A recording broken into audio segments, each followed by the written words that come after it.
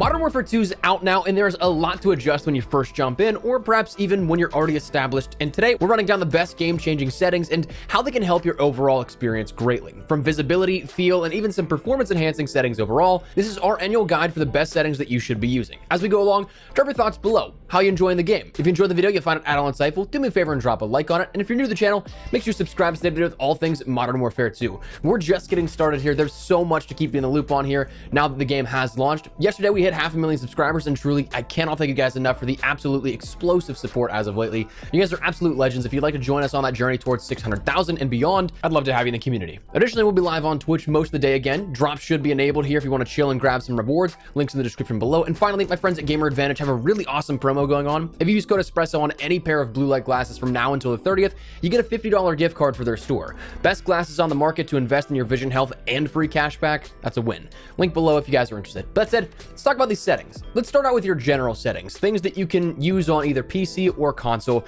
For your quick settings, this is all preference based, I think. Button layout, I usually do tactical, though one really cool thing about this year is that for once, you have the ability to customize your own button layout if you'd prefer, allowing you full freedom of choice on where to bind your buttons, which is normally only reserved for things like keyboard and mouse. So pretty cool to see. I'm probably going to stick with tactical just because I'm so used to it, but it's awesome for anyone that wants to experiment with these things. Sensitivity, again, all preference based. I've played on 9.9 since the scale of 20 was introduced a few years back, but it's really all what feels good to you, what feels like you can snap to an enemy without overshooting. Part of that comes down to aim assist and response curves, but we'll get there in a second, though they won't completely dictate your choice on sensitivity and what you should be using. The best thing I'd say if you're trying to find what is perfect for you is to go into private match, set up a game with bots, and just play around with different sensitivities, try and snap to enemies, see what feels fast, too slow, or just perfect. It's all trial and error at that point. For controller settings, again, inputs come down to preference. Do you want vibration on, off, trigger effects? This one you may not need. I'd turn them off. And honestly, some people might not even experience this to begin with.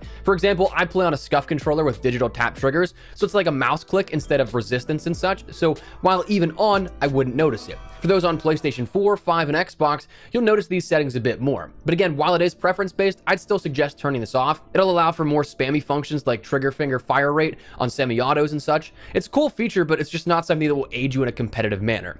Sensitivity multipliers, again, subjective. They can help, but may throw you off. Again, preference-based. Try out some gameplay with that. Maybe in private matches once again. Your gameplay settings, there's a few things that I would definitely recommend. Automatic sprints. I like to be in the action. I'm almost always going to opt for auto tac sprint so that it's always active when it can be, and so I'm not destroying my thumbsticks trying to double tap to enable it on the fly. But again, preference-based still. Weapon mount activation, for me, it's always been ADS plus melee is my preferred. ADS is a way that you could have enabled a form of slide canceling in the beta, so people were choosing this earlier on, but truthfully, that was way too intrusive on the regular gameplay experience if you ask me. You just get close to a wall and then you snap onto it, which you might not want to do. Now, as for your interact and reload behavior, I'd recommend either tap to reload or prioritize reload. Personally, for me, it's prioritize reload. I'd recommend these for MP. Warzone and DMZ might be a different story with the looting aspect of things here, but reloading is, to me, by far the more important of the two functions in 6v6 and ground war. You won't want to be in a gunfight and accidentally pick up somebody's weapon by simply tapping square, X, or whatever you have bound on PC. Now, beyond that, let's jump over to the advanced tab, because this is where the fun begins, where it gets a little bit more important. Naturally, if you're on controller, you're going to want to have aim assist turned on. Aim assist type is more preference based. I stick with default. The other three options have different aim slowdowns, which basically means that if you try and scroll past an enemy, it'll have different windows and speeds at which they slow down when actually scrolling over top of that enemy in your viewpoint. Default just always feels the most natural to me. Again, preference based though. But what is important is aim response curve type. This, I highly recommend dynamic. Yes, you can play with standard, you can play with linear, but this is just the way that your aim will interact with your movement on your right thumbstick. Dynamic is a great choice for smooth and snappy aiming. It's a reverse S-curve, giving you a bit more control and fine precision on that, as opposed to something like standard. You kind of have to give it a push before it will recognize that input a little further. Linear, if you push it a little too hard, you could overshoot an enemy and things like that. So for me, it's always been dynamic, and from a competitive standpoint, most of the pros do use dynamic as well. So it'll give you that nice little edge here. ADS sensitivity multiplier, again, that's preference based, as is your custom zoom sensitivity. You might want to play around with your dead zones. This is something that if you have any stick drift on your controllers, that is something that can help mitigate that so that you're not setting your controller down, your hands off, but your viewpoint is changing, or you might be walking. Rule of thumb, the closer the value is to 0, it will not add any sort of artificial resistance. If you just simply tap your thumbstick, it will take that as input, but the higher to 1 you go, the more, again, artificial resistance, we can call it perhaps, it'll add to that movement. Now for your L2 and R2 or left and right trigger dead zones, I'd put those down to 0 just so that you can end up having immediate feedback in those. That's really good for your gameplay engagement. Beyond that, getting into some movement behaviors, a lot of this becomes preference based. Auto move forward, I'd say to turn that off. Attack sprint behavior, this is something that you have to keep in mind what you have that automatic sprint set to, because mine's auto attack sprint. I don't really ever change it too much. The double tap to sprint is overridden by that. The one thing that I would definitely say to turn off though is grounded mantle. While it might be nice to in combat mantle something as you're just running towards it and you hit your A, X, or whatever you have bound, maybe spacebar on keyboard, this a lot of the times is something that if you're on a rooftop or something like that, you try and mantle up on top of the edge,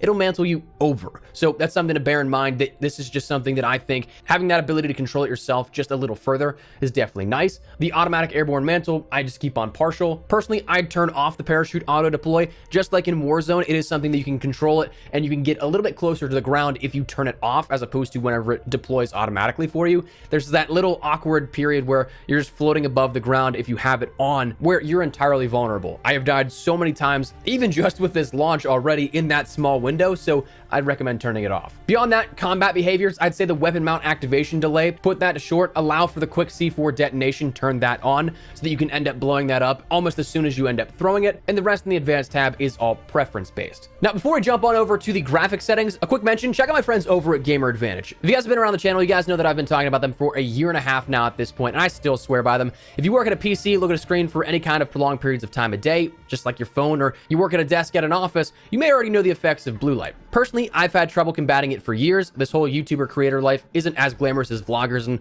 all those big guys make it out to be. We're not partying 24/7, especially here in launch. I'm grinding and sitting at my desk 12, 14 hours a day, grinding out the game and also creating the content here with you. So over the years, it's worn on me. But Gamer Advantage is absolutely the advantage of me, Espresso, head and shoulders better than any generic pair of blue light glasses you'll find on Amazon. They're comfortable, durable, and lightweight frames make them a great choice for all-day use, and their lenses are clinically proven. So I've sworn by these guys for a long time. Now, they do the technical breakdowns way better than I ever could. If you guys want to check them out, learn more, link in the description below. But if you guys want to pick something up, invest in your long-term vision health, using code Espresso not only gives you a 10% discount at checkout, but for, again, a limited time from now until the 30th, you get a $50 gift card to use on their site as well. So essentially free cash back just for simply picking up a pair of glasses. If you guys are at all interested, again, link in the description below. Go check them out though. Love those guys. That said, let's talk about these graphic settings. This is going to be something that is important, though in this section, we're going to be combining both PC and the console display settings, with the PC stuff actually potentially even improving your performance, adding frames to your experience overall. First and foremost, if you are on PC, you have the option to go full screen exclusive. Highly recommend that. Your screen refresh rate, whatever your monitor ends up having. The display resolution, again,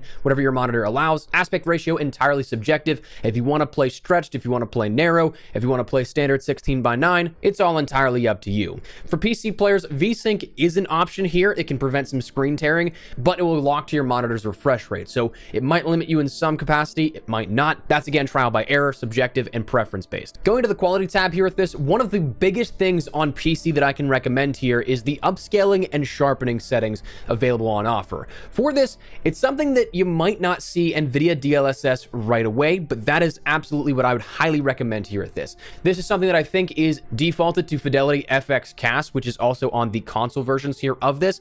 But if you have an NVIDIA graphics card, NVIDIA DLSS works directly with that to prioritize and further optimize the experience overall. Now, admittedly, the DLSS preset really comes down to what quality you're playing at. A lot of this optimization here is for 2K and above, so 1440p, 4K, and sometimes even upwards as of 8K can be beneficial as well. And unfortunately, the presets don't really give a whole ton in terms of description for what they do. Prior games, quality actually would refer to offers a high image quality and that it's beneficial for 2K. Same thing with balanced around that point. Performance and above is usually where you end up getting into that 4K range, and ultra performance, while again very minimal in terms of usage overall, might be something that is a little bit more prioritized towards 8K as well, but still offering more performance for 4K users on top of all of that. They're kind of scaled in that regard, where one's a little bit better than the next, and another one's better than that one, and another one's better than that one. But if you're playing at 1440p, 2K, I'd recommend quality or balanced, 4K or above, performance, and ultra performance. Your video memory scale, that's going to be dependent upon what you have available in your system. Your VRAM usage is entirely dependent on what your system has and the GPU you have on hand as well. And as for the details and textures, this is entirely subjective. Again, really coming down to your system, what it can handle. So things like your texture resolution, that is going to have a high effect on your VRAM usage,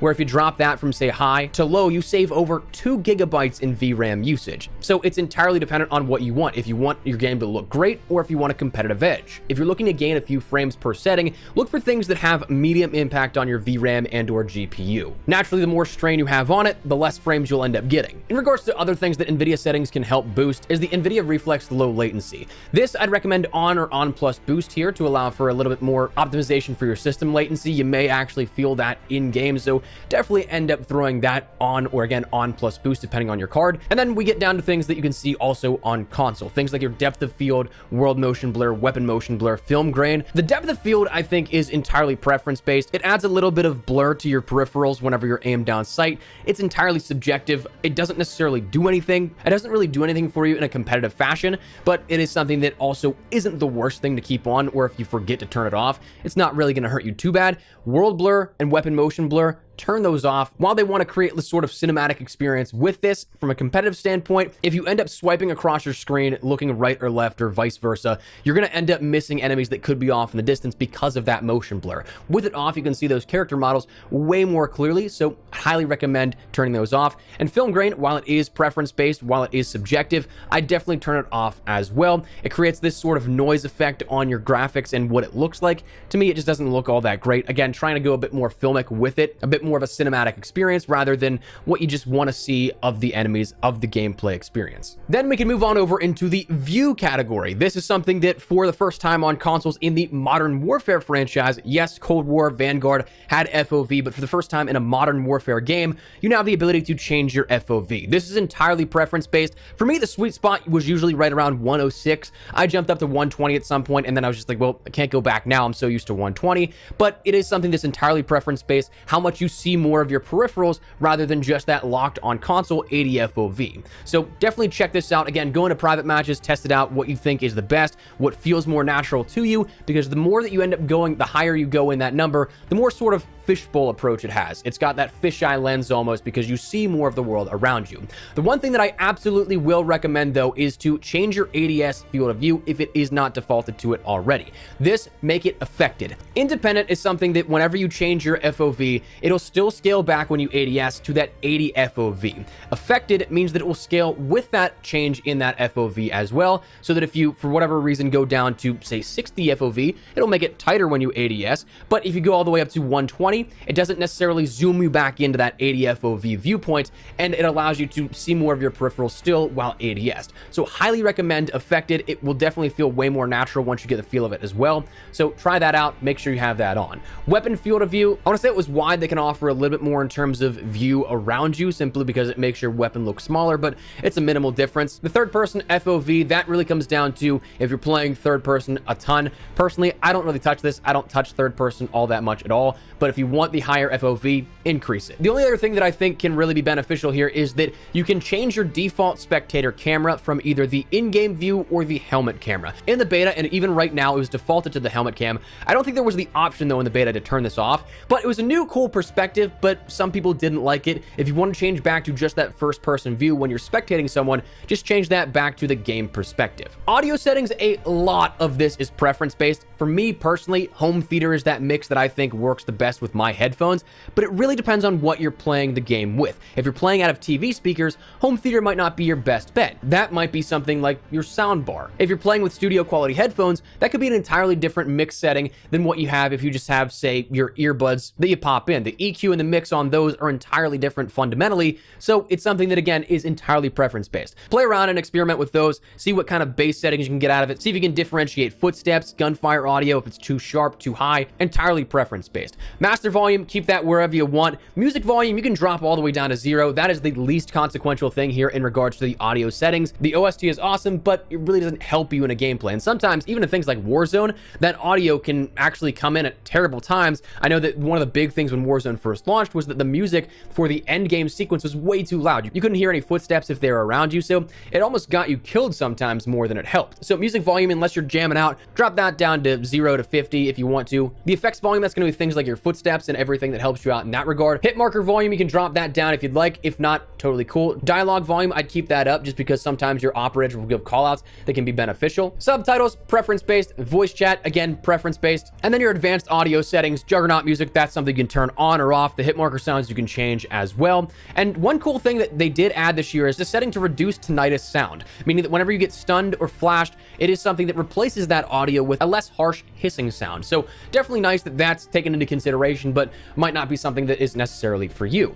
Finally, the last thing we'll talk about is the interface. There's more stuff on PC than there is on console. One thing that I always like to have is the FPS counter up whenever I'm on PC. One really big thing to have is server latency. Those all coming in your telemetry settings. Other big things to take into consideration is the minimap shape. As always, I'd recommend square simply because it gives you about like 30% more area in what you see on that minimap as opposed to circular. Minimap rotation, I would turn on so that everything that you see is right in front of you is always true north on that minimap rotation. And also, it allows you to get a better understanding at a quick glance on where enemies will be coming versus where you are looking. If you don't have rotation on, you see, say, an empty spot in the north of the minimap, but you're looking south, you might not necessarily notice that immediately, that your triangle is looking down rather than up. So having that on is just something that helps me out and I think will help you out as well. Crosshairs, have those on. Don't know why you would turn those off. Hit marker visuals, that's subjective. I like having them on, being able to see when my shots land, so I'd highly recommend. I would keep player names at full. The only thing that is unfortunate is that this year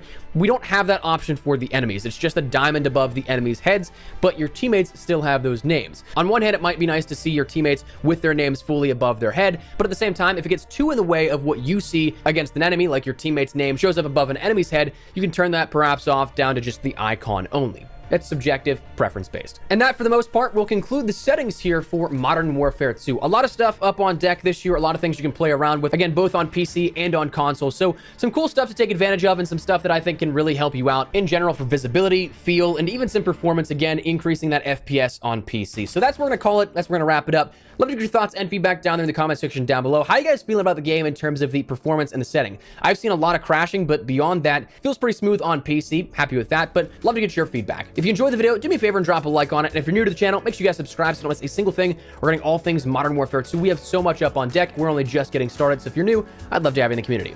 For now, though, thanks so much for watching. My name is Espresso. I'll see you guys later. Take care, and peace.